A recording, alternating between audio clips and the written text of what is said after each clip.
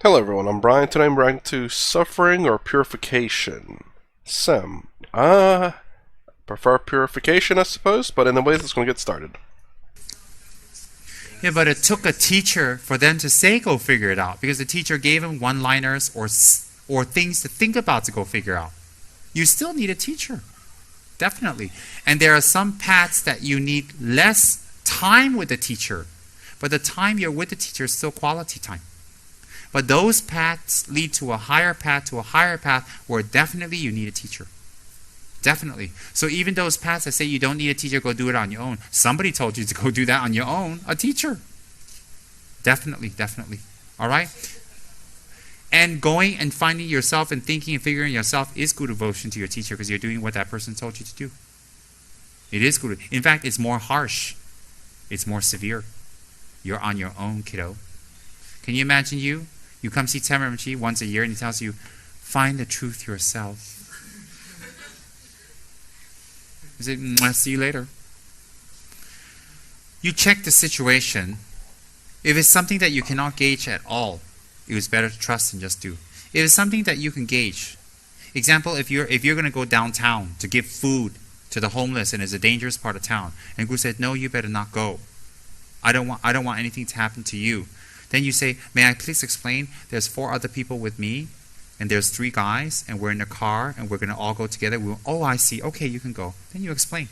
I mean, it's situational. It's not fanatical. It's situational. So you check the situation. If I gave you a sweeping kind of rule that's hard and fast, that's pretty hard. That's pretty hard. If by sickness you can, of course you cannot. You cannot.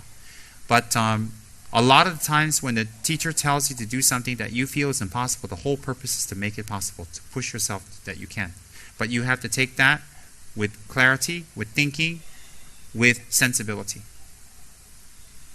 If you need to see your mother for din din, and you planned this 3 weeks ago, and it's her birthday, and then that night there's a special puja, and then your teacher said you have to be there, but you explain the situation. Of course, the teacher's all right.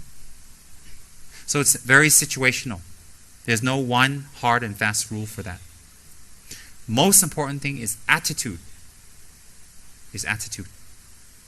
Are we arrogantly telling our teacher, I cannot or I can? Or we're humbly explaining. It's the attitude behind it, not so much the words. Have you heard of Milarepa? Have you heard what his guru made him do? It was pure purification. Pure. To make it come out faster and quicker. Even more effective than prostrations and all that, because he really suffered physically, mentally, and emotionally. Very much. He suffered. But he took it, and look what happened to him. But we need to have a guru of that quality like Marpa, like his guru, and we need to have a disciple of that quality. So for you and me, we forget it for now. You don't have to build any houses and towers. The guru and the disciple must be of both high quality to do that. We use that as an inspiration, as an example, but it doesn't mean that we have to copy it exactly, because I and you have to be that quality, and I'm not. So what the guru can do is, when you actually do things that you normally cannot do, and the motivation is towards Dharma, it becomes a purification. The object and the motivation, it becomes a purification practice. So that's why it says in the verses, for the 9 attitudes, one of the verses is to accept the suffering, accept the difficulties, and be happy about it. Why is that? Why are you happy about the suffering? Because through that so-called suffering, you purify, so you do not have to experience that at a later time under an environmental condition that can be harsh. Example, if we were to have the karma to be very sick and is near a hospital in our own country with our helpers and friends,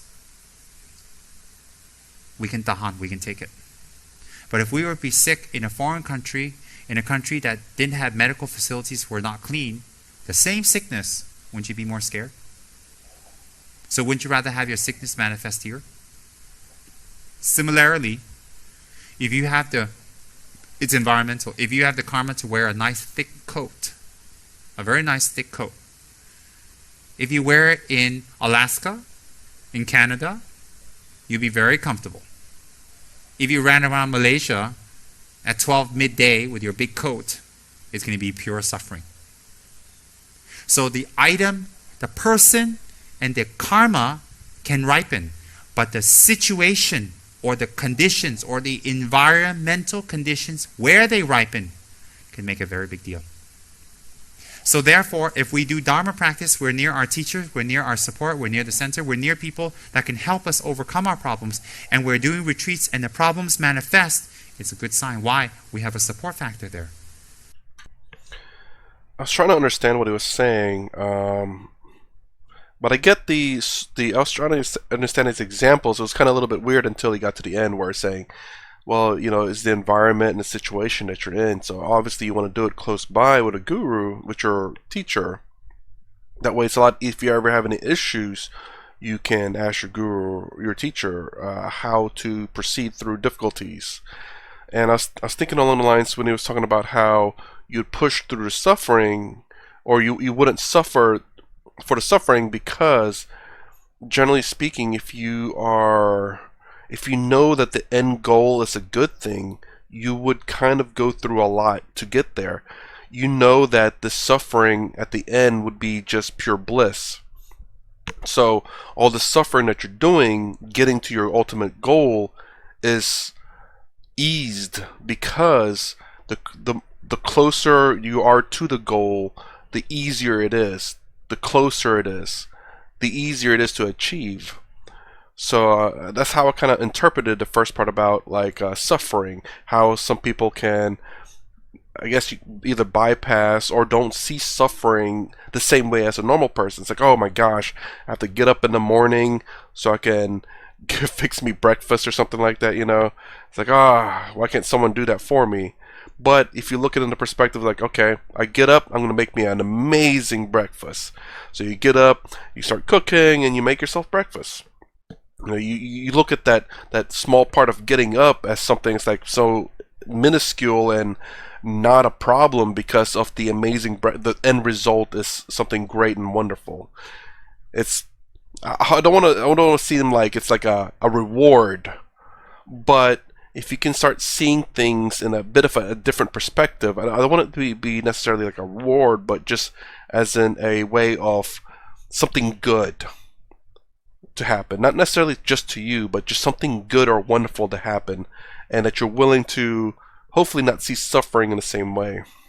They have to manifest. Better they manifest in an environmental condition where there's a remedy and we'll be all right. If they manifest somewhere else, how?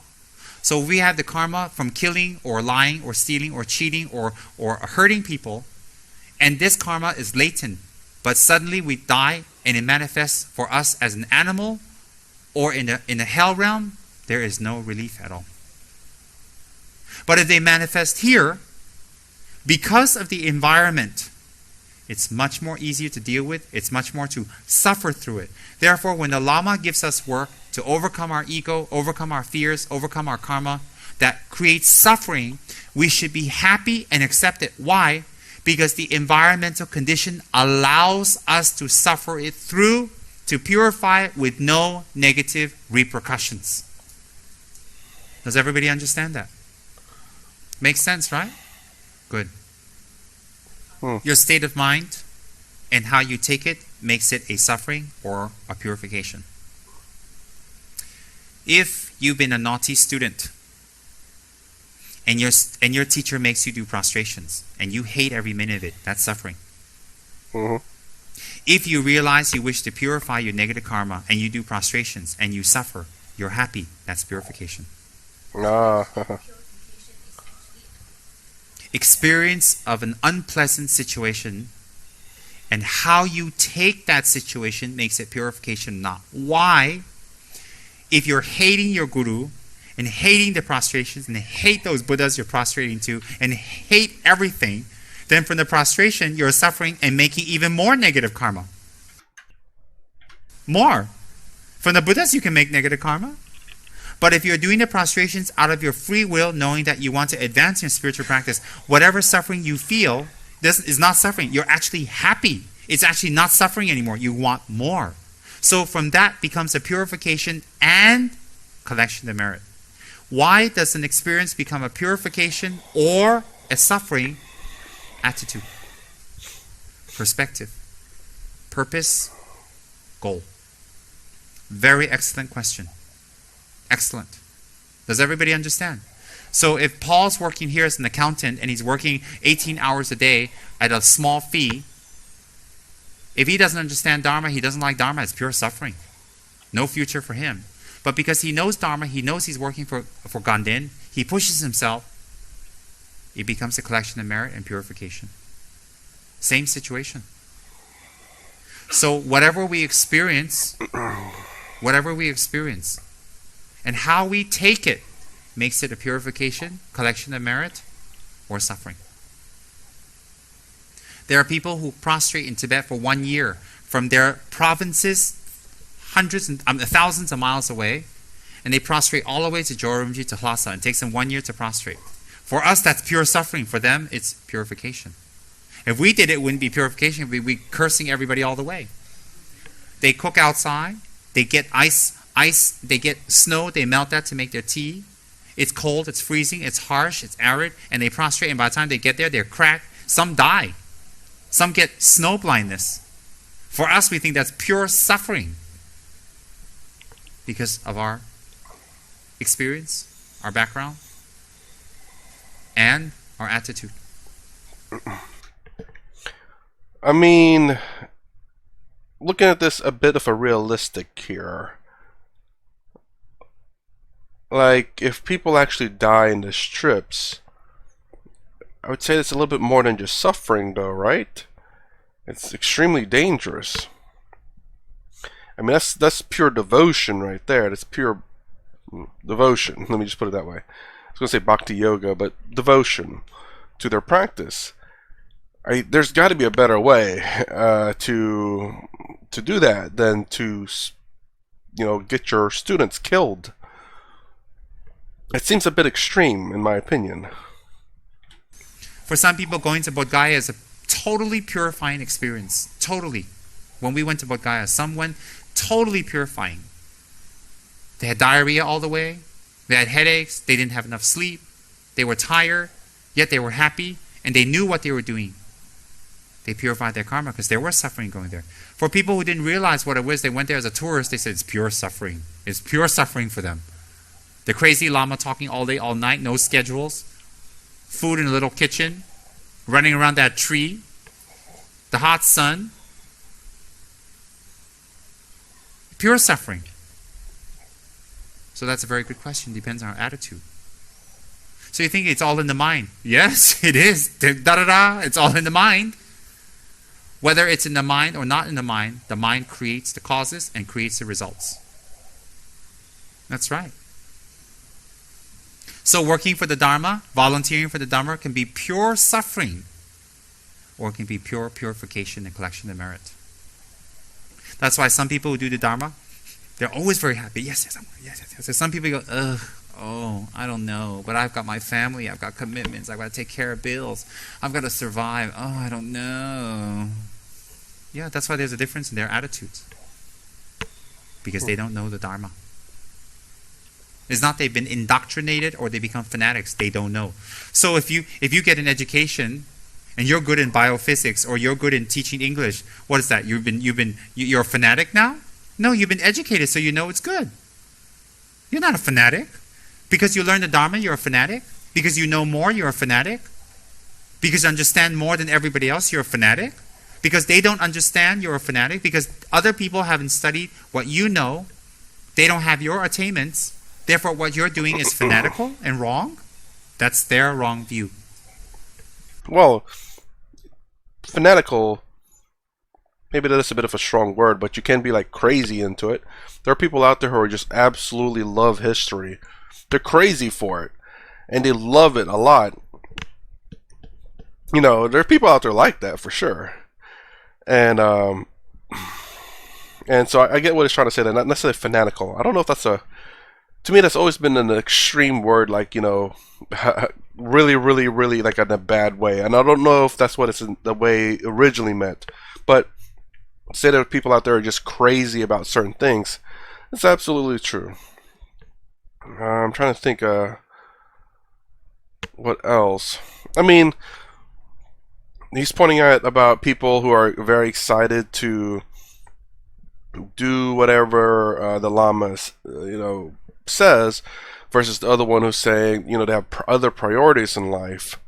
I mean, I'm not exactly sure what is required in terms of his particular following, but I hope you have your priorities straight before getting into this. I don't know if it's something that you need 100% absolute devotion to. If it is, then I guess you have to realize this before getting into that kind of I won't say job, but in that kind of path in life.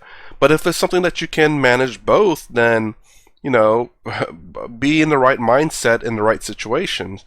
When you're in the temple, try not to think about your other life while you're there. That's it's kind of like, I guess you could see it as kind of like a job, where when you're working your job, you have to focus on your job, and then after your job, you can focus on things outside your job. Or when you're on break, you can I don't know if there's a break on that one, but you can then focus on other things. But I don't think there's a break really.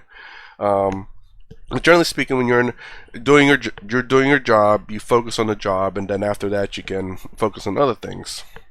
Again, I don't know how their particular, I don't know what to describe it, their particular ways are. So if it's pure devotion, then you should not have any other priority. You should not have, I guess, maybe a family or anything like that. You've fully devoted yourself to this, and you should hopefully you understand the magnitude of what you're taking, that you literally have no life outside of this. Or is it that, again, you have 50-50 or something like that? I don't know. Completely wrong view. Your question is a white lie or them getting upset? Them getting upset, whether you cancel or don't cancel or change for Dharma or not, it's not Dharma's fault. It's the fact that you changed it. It has nothing to do with Dharma. Okay? But in this case, if it's Dharma, you changed it, and they have wrong view, there's nothing you can do about that. It's not good or bad. It's just like that. Now, in pertaining to saying white lies, why are you white lying to them? To trick them, to extort things, to get something, or to not hurt them while you're on your virtuous journey. If your motivation is to hurt, to extort, to cheat, to hurt them, to lie to them, to get something from them, then it's very negative. That's why we call it a white lie. So, if you were standing in the forest and you see a deer go that way, and I'm the hunter and I ask you which way did it go, what are you going to tell me? That way or that way?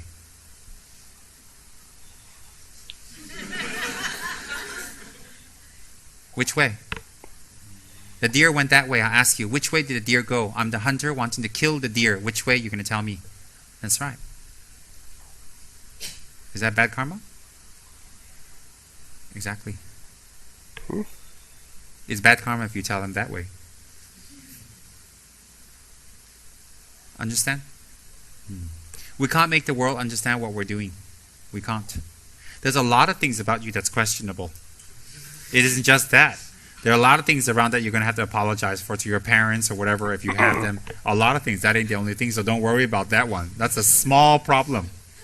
A lot of things. I wonder if I could, well, I guess I'll let it run real quick.